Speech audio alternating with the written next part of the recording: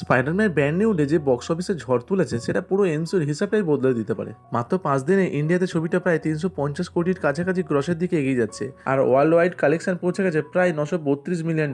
এত কম সময় এমন একটা বিজনেস দেখে এখন একটাই প্রশ্ন, এর আগে শুধু একটা ব্লকবাস্টার নাকি এমসিউর নতুন বক্স অফিস কিং তৈরি হচ্ছে? অ্যাভেঞ্জার্স এন্ড গেম আজও এমসিউর সর্বোচ্চ আয় করা সিনেমা। এর lifetime worldwide collection প্রায় $2.98 বিলিয়ন। অন্যদিকে Spiderman no way home lifetime worldwide collection করেছে $1.95 বিলিয়ন। আর এই ছবির সবচেয়ে বড় ইউএসপি ছিল মাল্টিভার্স।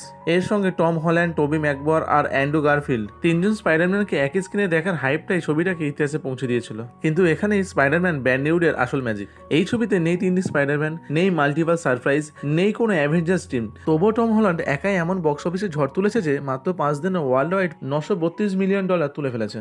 অর্থাৎ তিনজন স্পাইডারম্যানের নস্টালজিয়া ছাড়া এই ছবি এমন গতি দেখাচ্ছে যা নো ওয়ে হোমের পরে মার্ভেলের জন্য সবচেয়ে বড় বক্স অফিস স্টোরি হয়ে উঠেছে। আর এখানেই টম হল্যান্ড প্রমাণ করে দিলেন তিনি আর শুধু অ্যাভেঞ্জার্সের একজন সাপোর্টিং হিরো নন, বরং এমসিউর ভবিষ্যৎকে লিড করার মতো সবচেয়ে বড় বক্স অফিস ফেসদের মধ্যে একজন।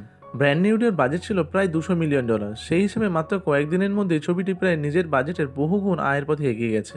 অর্থাৎ শুধু কালেকশনের নয়, প্রফিটেবল দিক থেকেও এটি মার্ভেলের অন্যতম সফল সিনেমা হওয়ার দৌড়ে রয়েছে।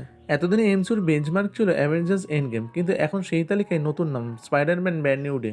যদি এই মোমেন্টাম একইভাবে চলতে থাকে তাহলে প্রথমে নো ওয়ে হোমের লাইফ টাইম কালেকশনকে চ্যালেঞ্জ করতে পারে। এরপর নজর যাবে এন্ড গেমের দিকে। তবে সেটা নির্ভর করবে ছবিটা আগামী সপ্তাহগুলোতে এইরকম শক্তিশালী বিজনেস ধরে রাখতে পারে কিনা। 2026 সালের বক্স অফিস রেসে প্রথম চ্যালেঞ্জটা স্পাইডারম্যানই দিয়ে দিয়েছে।